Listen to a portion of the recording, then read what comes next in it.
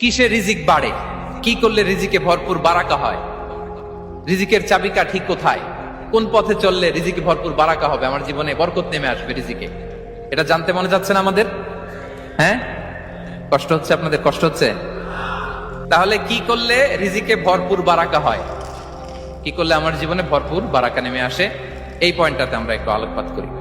যেসব কাজ করলে আমাদের জীবনে রিজিকে আসমানি বারাকা নেমে আসবে, আমাদের রিজিকে আসমানি বারাকা নেমে আসুক, আমরা চাই কি চাই না? সবাই আমরা চাই নিশ্চয়ই।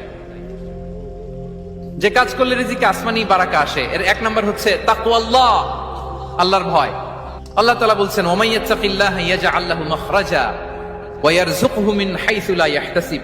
যে আল্লাহকে ভয় করে, যে আল্লাহ সচেতন, আল্লাহ তাকে মাখরাজ, মাখরাজ মানে কি জানেন? ওই যে এক্সিট লেখা না এদিকে, এই এক্সিটকে আরবিতে বলে মাখরাজ, মানে কোথাও আটকাবেন না, বের হওয়ার রাস্তা আছে, কোথাও আটকাবেন না, বের হওয়ার রাস্তা আল্লাহ তাআলা অ্যারেঞ্জ করে দিবেন। You will have the way out from crisis.